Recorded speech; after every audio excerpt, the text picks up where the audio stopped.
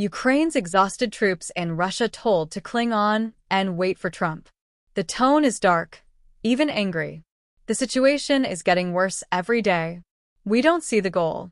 Our land is not here. Almost 4 months after Ukrainian troops launched a lightning offensive into the Russian region of Kursk, text messages from soldiers fighting there paint a dismal picture of a battle they don't properly understand and fear they might be losing. We've been in contact, via Telegram, with several soldiers serving in Kursk, one of whom has recently left. We've agreed not to identify any of them. None of the names in this article are real. They speak of dire weather conditions and a chronic lack of sleep caused by Russia's constant bombardment, which includes the use of terrifying 3,000 kilograms glide bombs. They're also in retreat, with Russian forces gradually retaking territory. This trend will continue, Pavlo wrote on November 26. It's only a matter of time. Pavlo spoke of immense fatigue, the lack of rotation, and the arrival of units, made up largely of middle-aged men, brought directly from other fronts with little or no time to rest in between. To hear soldiers complain about their commanding officers, orders, and lack of equipment is hardly unusual. It's what soldiers often do in difficult circumstances. Under immense pressure from the enemy, and with winter setting in, it would be surprising to hear much optimism. But the messages we've received are almost uniformly bleak, suggesting that motivation is a problem. Some questioned whether one of the operation's initial goals, to divert Russian soldiers from Ukraine's eastern front, had worked.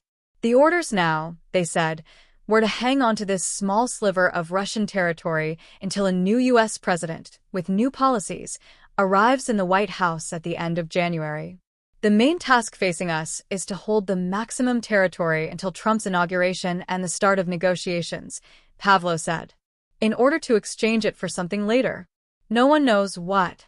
Towards the end of November, President Zelensky indicated that both sides had the change of U.S. administration in mind. I am sure that Putin, wants to push us out by January 20th, he said. It is very important for him to demonstrate that he controls the situation. But he does not control the situation. In an effort to help Ukraine thwart Russian counterattacks in Kursk, the U.S., UK, and France have all permitted Kyiv to use long-range weapons on targets inside Russia. It doesn't seem to have done much to lift spirits. No one sits in a cold trench and prays for missiles, Pavlo said. We live and fight here, and now. And missiles fly somewhere else. ATACMS and Storm Shadow missiles may have been used to powerful, even devastating, effect on distant command posts and ammunition dumps, but such successes seem remote to soldiers on the front lines. We don't talk about missiles, Myroslav said. In the bunkers we talk about family and rotation, about simple things. For Ukraine, Russia's slow, grinding advance in eastern Ukraine underlines the necessity of clinging on in Kursk. In October alone, Russia was able to occupy an estimated 500 square kilometers of Ukrainian territory, the most it's taken since the early days of the full-scale invasion in 2022. By contrast, Ukraine has already lost around 40% of the territory it seized in Kursk in August. The key is not to capture but to hold, Vadim said, and we're struggling a bit with that. Despite the losses, Vadim thinks the Kursk campaign is still vital. It did manage to divert some Russian forces from the Zaporizhzhia and Kharkiv regions, he said. But some of the soldiers we spoke to said they felt they were in the wrong place, that it was more important to be on Ukraine's eastern front, rather than occupying part of Russia. Our place should have been there in eastern Ukraine, not here in someone else's land, Pavlo said. We don't need these Kursk forests, in which we left so many comrades.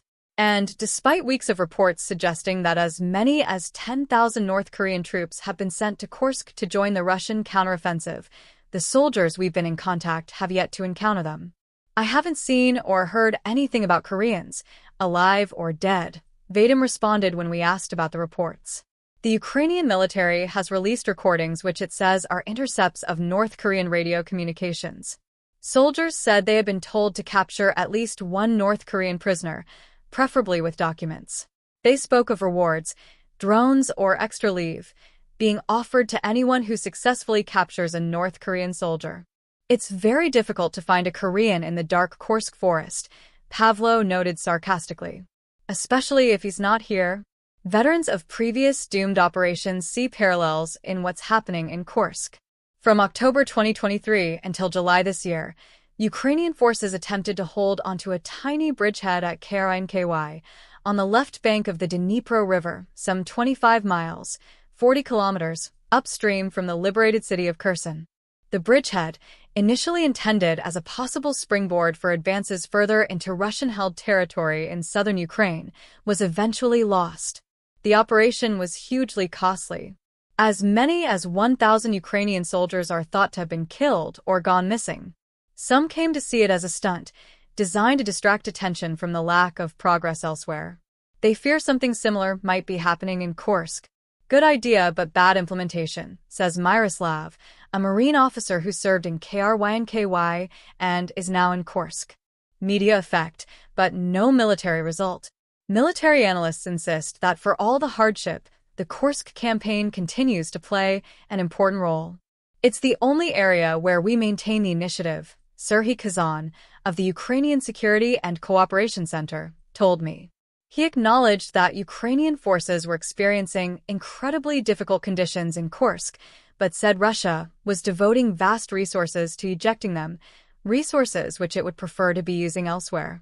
The longer we can hold this Kursk front, with adequate equipment, artillery, HIMARS, and of course long-range weapons to strike their rear, the better, he said. In Kiev, the senior commanders stand by the Kursk operation, arguing that it's still reaping military and political rewards. This situation annoys Putin, one said recently, on condition of anonymity. He is suffering heavy losses there. As for how long Ukrainian troops would be able to hold out in Kursk, the answer was straightforward. As long as it is feasible from the military point of view,